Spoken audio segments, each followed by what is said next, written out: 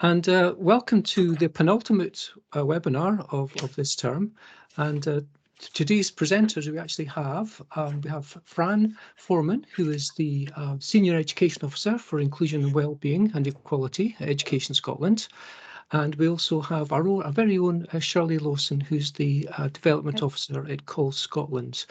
So I'm looking forward to hearing from both of you, obviously coming from different angles, but focusing on the same outcome, and that is, of course, providing teachers relevant information and professional learning to best support pupils with dyslexia. So without further ado, I'll switch my camera off. And is it Fran? Are you on first? Okay.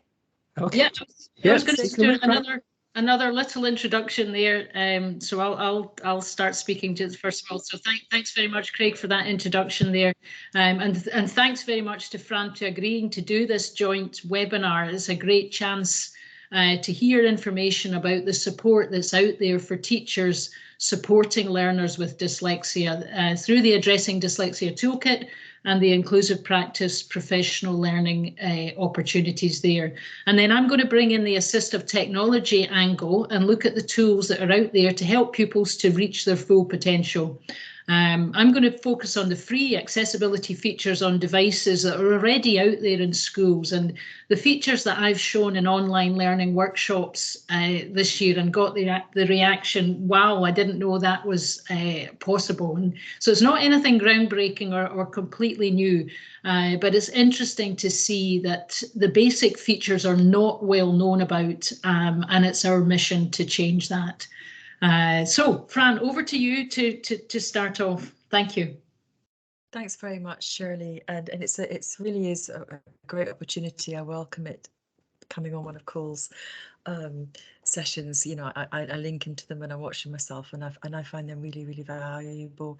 COL Scotland are a really valued member of the Addressing Dyslexia Toolkit working group. They have been from the start, and I've got the privilege of chairing that working group. I've been involved with dyslexia for a very long time now, and I've been the chair of the toolkit for a number of years. I'm actually beginning to forget how long that is. The very first toolkit though was established by Dr. Margaret Crombie and the working group, and you know, and I think it's really important to acknowledge the huge amount of work that was done when this was first launched in 2010. So in 2019 we refreshed this toolkit, and this is the version obviously that's freely available for yourselves. It's a free resource, it's Scottish Government funded. There is the expectation that schools and local authorities are using this toolkit. There's a plethora of information on it, and most importantly, as Shirley highlighted, you know, this is about inclusive practice as well. The toolkit was designed to provide information to teachers. Oh, sorry, got a wee feedback there. To teachers and to educational practitioners across, you know, the field for information on dyslexia and literacy difficulties. It's really taking a very child-centered approach to the whole process of identification and support. Identification is really just the start of the process, and very much taking a collaborative approach to the identification, assessment and monitoring. And if you've never been onto the toolkit before, you'll click onto the different tiles that you can see there. There are actually 8 different sections, and depending on the device you're using, it may look different, but all of the information will be there for you to use. Importantly, it's set within the Scottish context, and we have a very unique context in Scotland in terms of additional support needs and it being child-led, and it absolutely not being label-led. And I can't stress enough, you do not need to have an identification of dyslexia to get appropriate support for dyslexia. That's not how our system works in Scotland. We have a very much a rights-based and child-centered approach. So within the toolkit, COL Scotland actually, you know, they're incredibly helpful, and they've created the information in what we call the technology section, and that sits within supporting the learners. So you'll be able to find that when you navigate round, and as you scroll down, you'll be able to see there are different tabs and there are different drop-down menus, and there's some really good visual examples of how technology can support learners who experience literacy difficulties. In terms of inclusive practice, as I've mentioned, that everything within the toolkit is focused on inclusive practice. We don't use the terminology dyslexia-friendly resources or dyslexia-friendly approaches. This is being developed through the Making Sense programme, which I led on, and that was from 2015 to 2020 when we had the launch in January, just before the pandemic. And all of the stakeholders, actually the vast majority of them, I'm talking over 90%, agreed that when you look at the methodology of what supports learners with dyslexia, the pedagogical approaches, actually they support the vast majority of learners. And really we focus very much on inclusive practice. We've got a number of professional learning resources and opportunities that you can sort of use, you can access. The toolkit itself is a professional learning resource. On each section there are some reflective questions that you can download and you can use. If you're a GTC registered teacher, you may choose to use this as part of your professional update, part of your annual professional learning that you'll do.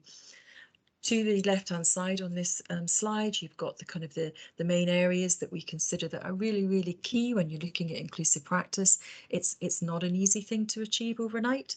The particular resource that we have that refers to this is on the right-hand side, and that's the Dyslexia and Inclusive Practice Professional Learning Resource. And you know, there is a range of information and templates in there to support a school community to work through how to create an inclusive school community. We developed along the way through the Making Sense programme some 3 incremental free online modules. We worked with the Open University. They're badged resource modules, so you do get a badge when you complete. There are activities within it, and quite excitingly, they lead up to, if you've done all 3 modules, you can apply to a programme board, which is run by Dyslexia Scotland and Education Scotland, work in partnership with them for GTC professional recognition. So we had an original pilot, which they sort of graduated in 2020, just prior to the pandemic, and we're just coming to the end of this year's cohort. It is an application process. The closing date for next year's cohort is 30th of May, so there's still time, and it really does provide a range of opportunities to link in with practitioners across Scotland who are really interested in this area. And obviously there is a practitioner inquiry involved, and that's linked to module 3. So when you complete all 3 modules, you do not automatically get professional recognition. You do need to either make an individual application yourself or actually apply to come on the programme, of which there is tutorial support and support from peers as well. So that's a really brief overview of what we have available on the toolkit, and I think we can take some questions later on if that's any help. I'm going to pass back now to Shirley, and I'll stop sharing my slides. That's great, Fran. Thank you very much. Yes, we will be doing some questions at the end. So once I've finished my bit, you can ask Fran some questions or ask myself some questions. So I'm just going to take over the screen sharing just now, and you should just see shortly my iPad appearing on the screen there. Just double checking, I can see that there. Either Robert or Craig, thank you.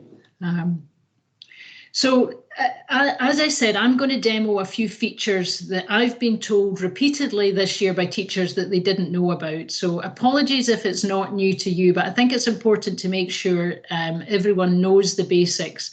And if I'm being told it's new repeatedly, then I can only imagine there are a whole lot more people out there who don't know about these features that are really supportive for learners with dyslexia. So that's what we're going to have a look at now. I don't have much time. Normally I would be doing training for 90 minutes or even a half day, so I have probably about 10 minutes to run through.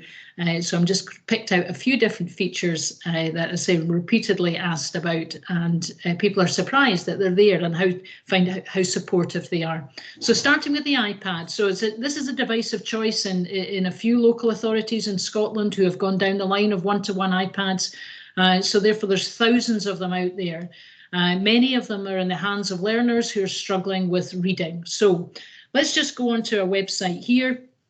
I'm thinking, how can I make the reading of this website easier? So quite a lot of information around the actual information about the Romans. We've got our sidebars and we've got our tabs at the top, and there's an ad appearing. So the first thing I'm going to do to make that the reading experience better is I'm going to go to the top, to the URL up to there where I see the small a and the large A. I'm just going to tap on that, and then I'm going to choose the show reader option. So look at the difference of the website now once I've put it into this Safari reader view. So it's really nice, clear interface now. It's just a whole lot more accessible just by tapping on this bit at the top to give the reader view there. So what happens if you don't know a word? I'm looking at this iPad, I'm trying to read, I've got dyslexia, I'm having to decode the words. It's quite a difficult task. If I come to a word I don't know, all you can do is you can put your finger down on the word, and when I lift it up, I'm being given the choices to have this word spoken out to me. Evidence. You can also see at the end, I've got the chance to spell, so that would spell it out letter by letter, so that could be helpful too.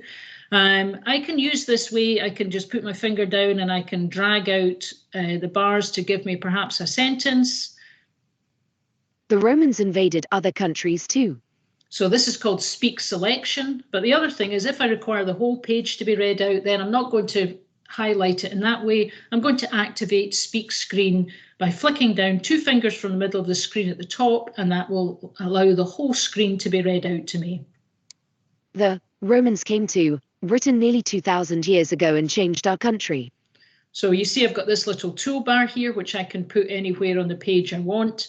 I've got the chance to change the speed of the voice there, and within settings I can change the actual voice there. So I've made the web page just a whole lot easier in terms of giving it a nice clear interface, and now I have used the text to speech tools to have that read out. So no longer are they having to ask the pupil beside their friend beside them to what is that word, or hoping to get the teacher's attention to be able to ask for support.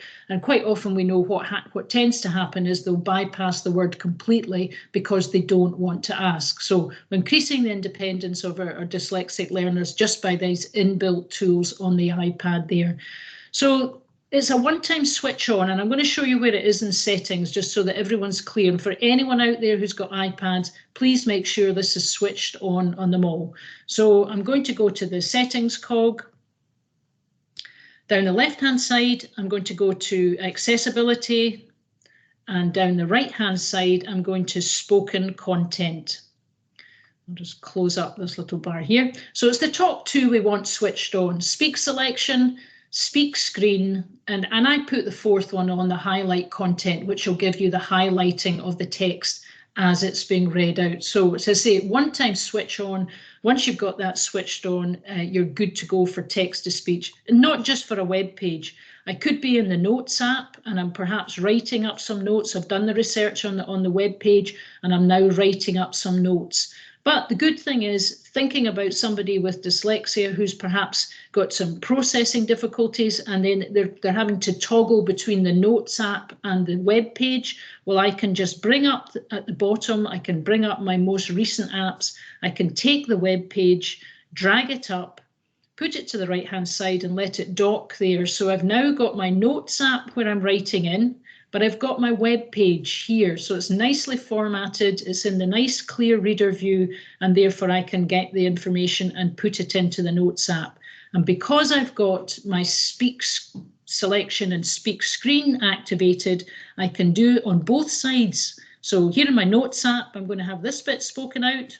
The soldier was brave. And then immediately I can go to the web page, which is on the right hand side, Roman buildings, and have that read out to it as well there. So working side by side is a really, really good way for productivity, but also to be able to use the text to speech tools. So web page, Notes app. I'm also thinking about if you were in the Books app. So other ways that I could be using it. So you can see in my Books app here, I've got 2 books that were downloaded from the Books for All database. So I've got the TJ Maths books and also the Flat Stanley novel. Both these would be able to be able to use text to speech, but also so with this SQA National 5 environmental science paper that I've got here. So thinking about, you know, we're trying to increase the independence of our dyslexic learners and negate the need for a human reader. So if we've got a digital exam paper, and this is a PDF, all I would have to do is then highlight the text here, and in the same way use the speak selection option. Full stop. In Scotland's Caledonian Forest, a variety of birds, including the chaffinch, siskin and the Scottish crossbill, are found. So really easy to use in a number of different applications. So just back to thinking about where we would find more information about that. Craig, our host for today, has made some fantastic videos, really nice, short, easy videos on using the iPad to support reading and writing. So there's the first three there, the reader view, the speak selection, speak screen, are just the things I have demoed there. So we'll share this link with you, and then you will be able to access, I think there's 12 videos in total, all to do with different features of the iPad there. So great guides to be able to use there. So that's the first thing I wanted to show you. So I'm now going to move on to tip number 2. And I'm just going to go back to my laptop here. So thinking about now, we're going to look at how we can, you know, when we're trying to providing lots of information, but we want it provided in an accessible way. So how can we make, you know, this is a document we have about World War I. We want to make it more focused and less daunting for a dyslexic learner who prefers to see information broken down into small chunks. Well, dead easy with this because it's been created in an accessible format with different headings using the heading styles. So you can see we have our contents down the left-hand side, and here, because these are under different headings, I can then collapse the different sections, and therefore I can have them all, that with each is full of information, but I can choose which one I want to look at and just click open and see which particular section I want to look at, and then I can close it up. So you can see how really supportive that would be for somebody who doesn't, you know, finds a whole lot of information confusing. So I could go to view at the top there, and I've also got my immersive reader tool, so I could have it spoken out to me if I required it. I could also look at the navigation pane because it's been created with the correct headings. Then I can just click down here and move immediately to the section that I'm looking for. So clicking on the armistice brings me to the end here, and then I can just click on the drop down and I'll find out the information for that bit. So important to be able to create an inclusive for all your learners. It's just really good practice to know how to create an accessible document. And we have also got a nice online module for you if you're not familiar with that. So really a free online professional learning module, again created by Craig, who just keeps churning out fantastic stuff. So again, another link that we'll share with you. And if you're not familiar how to do that, then absolutely maybe give the module a go there. So just thinking also, we're talking about focusing your learners in. Another good way to do it if you were using the Edge browser. So you've got a website, bringing up a website here. So again, it's one where we've got ads and sidebars here, and we're looking for a way to just make that a little bit easier to read.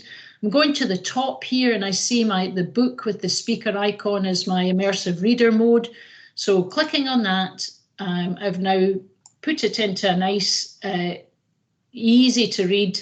I think I've bumped the text size up, but that's great. It's often, you know, we think of text, large text for pupils with visual impairment, also very good for pupils with dyslexia.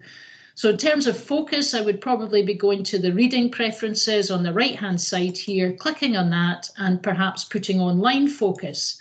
So now I could use the up and down arrows here. If I didn't require it to be spoken out to me, I perhaps just want to be able to toggle up and down using the arrows there, and that just really helps me focus in on what I'm reading.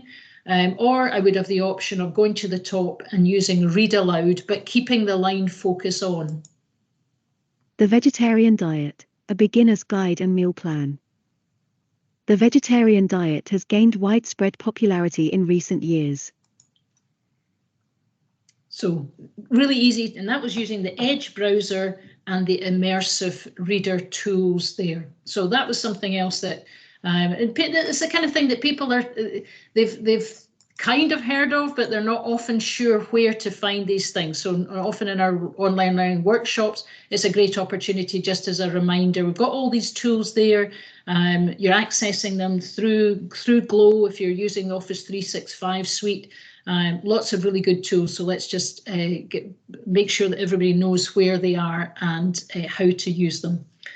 So the next thing I'm going to move on to is using another Office 365 application, and that's OneNote. And this, we're thinking about, dyslexic learners with a severe spelling anxiety. And what we can use for them is speech recognition, because obviously you're speaking, the words are appearing on the screen and you won't have any problems with spelling. But also speech recognition is very good for learners who are good orally, but the work they produce doesn't match their cognitive ability. So looking at where could we find speech recognition, and it's built in to OneNote as it is with other applications like Word or Word Online. So here I'm on the learning tools. So that the learning tools tab here. So this is OneNote installed on my Windows laptop.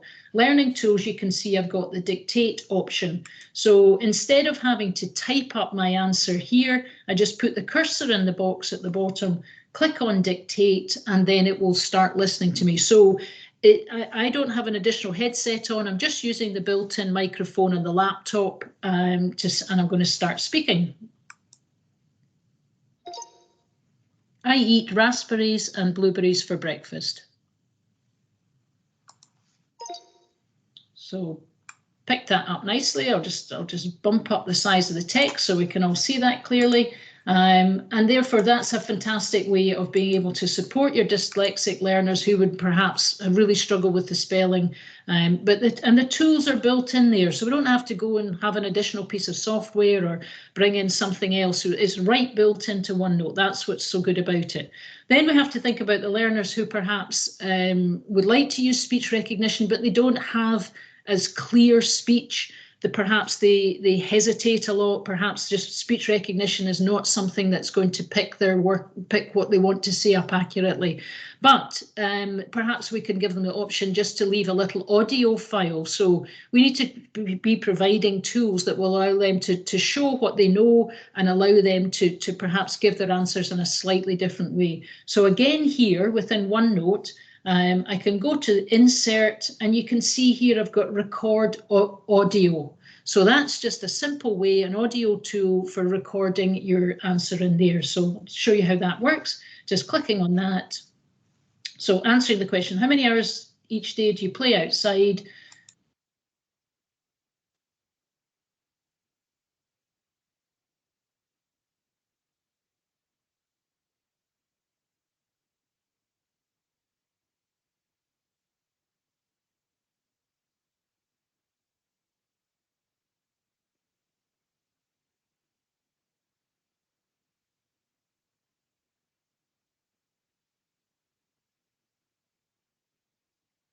I think we've maybe lost Shirley, certainly her audio. Yes. Shirley, Hello, am I back again? Again. Oh, good. Where did you lose me from? Just when you hit the record button. I think it's maybe using two audio streams.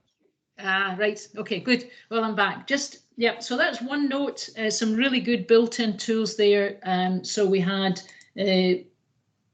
back in the home tab here, we had the learning tools, give us our dictate option, and then insert for the record audio there. So we've got these tools within OneNote there.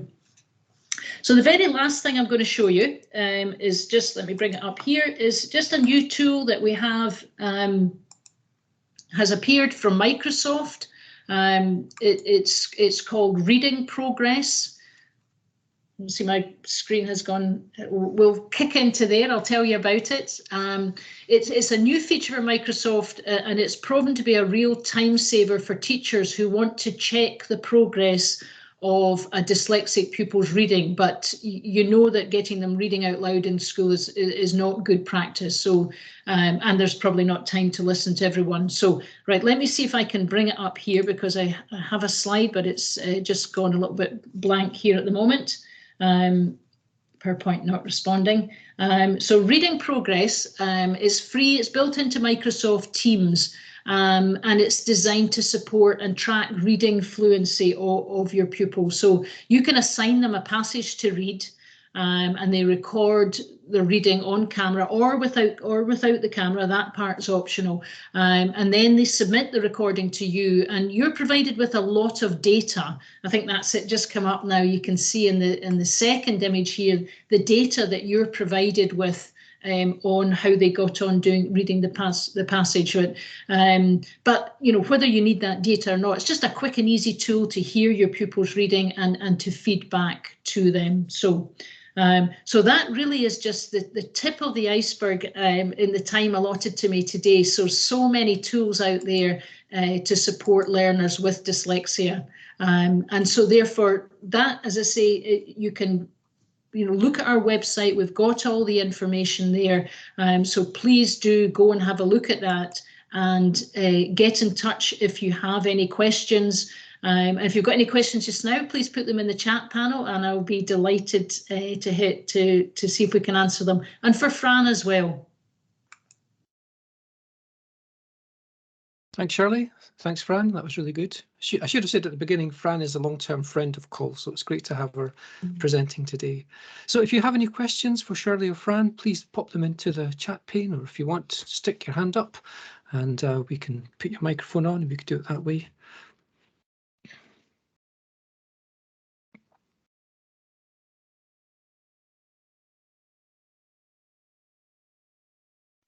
Shirley, while we're waiting for people to ask questions, or here's a question come up. Mrs. Switzer, is there? Oh, just go to the.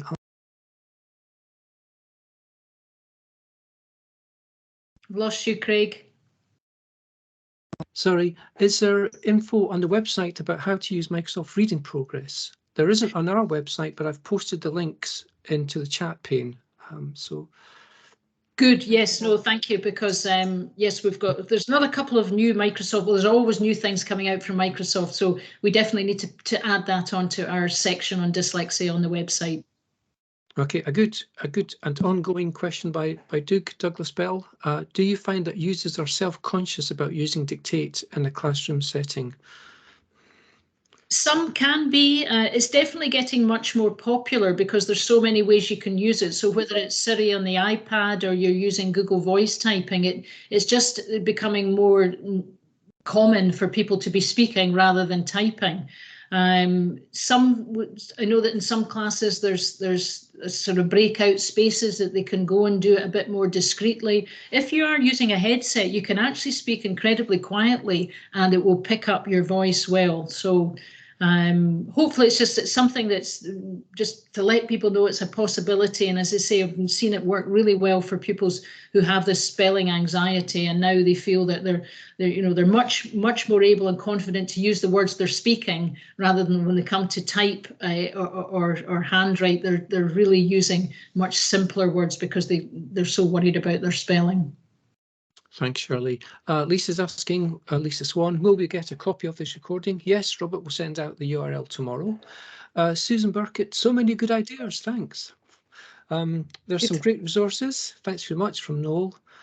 Daniel, how can we get a reading ruler on an iPad? Oh, I suppose the Immersive Reader must maybe the best one as a reading ruler. Yes, that would probably be the good one to use. I know that in Read Write they have got options for screen masking and line rulers as well. So it would probably be an app that you would be using for that. Yes, I think that would probably be the best thing to do. Does Edge have the book view hidden in settings? Asks Elaine. I can't find it on mine. I'm not sure what the book. The little book with the speaker, showing Immersive Reader. So Most websites have it, but if it's a website that's not got a lot of text on it, you might not see the immersive reader icon. It should be there. It's nothing that you're additionally installing. So I'm on my Windows 10 laptop with Edge browser.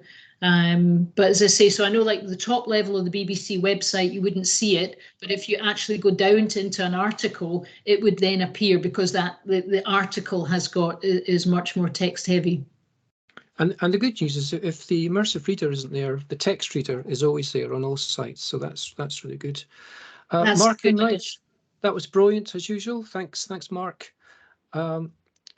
Fran, oh yes, it's going on the toolkit. Let me see. Can these links be sent out to us also? That's the links we put in the chat pane. Yes, I could ask Robert to do that. Dictate Office for Mobile works really well too, says Mark. Brilliant. Yes. Lisa Swan, thank you. Robert, thanks very much. Jessie, any chance CEUs are available? Thanks for an excellent webinar. Not sure. CEU. No, CEUs, no, I'm not sure what that is. CEUs. Because maybe my blurry eyes, that's maybe reading it wrongly as well. How do we, sorry, one for Fran actually, how do we find out more about the inclusive practice course? The GTC recognition, I'll put the link into the chat for you, if that's what you're meaning. The easiest one to go into is just go onto Dyslexia Scotland's website, and it's on the front page, and you'll see calls for applications. But I'll just get that link just now and I'll put it in the chat for you. Okay, thanks, Fran. Actually, Jessie's saying, sorry, CEU stands for Continuing Education Units. So you are good. Thanks. That's I don't seem to be many more. Here we go. Let's see if I can. How often is the toolkit updated, Fran? Douglas Bell asks. Oh, Fran, you're on mute. You're on mute, Fran. It was all the questions coming in. I couldn't get to the mute button. The toolkit is actually going through. It's being switched over on the platform, and I don't have the usual access to it to update it. So that should be coming quite soon. So things are a little bit slower at the moment in updating them than they normally are, but it will get updated. And I've just found the link for you. Okay, great, thanks. You can always count on Doug for asking good questions. Thanks, Doug. And Shirley, would you like to do a quick blurb on the ASL conference? Yes, and at this point, I'll just share my screen again because I had the slide prepped for that. Yeah, I've actually got the link as well. So yes, so this 16th of June, it's our virtual conference. So all you have to do is sign up, and we have got, I think we've got 24 different workshops. I think 10 of them will be on the supporting pupils with literacy difficulties. So looking at different devices, different bits of software and apps and tips and tricks, and we've got practitioners that are going to be providing information. So they're half-hour workshops, so you basically sign up, £5 to sign up. You can dip in and out on the day and watch one or watch as many as you like, but you will have access to watch them all at later time you want. So please do go to our website and log in. Best £5 professional learning you'll get in 2022. And we look forward to welcome you there for a great day, and not, as I say, not just for pupils with dyslexia. We are supporting pupils with all additional support needs and disabilities, so something for everyone there. Okay, thanks Shirley, thanks Fran, and thanks everybody for joining. Thank you, Craig. Thank you, Robert. Okay. Thank you. See you. Thank you very much. Bye everybody. Bye-bye. Bye.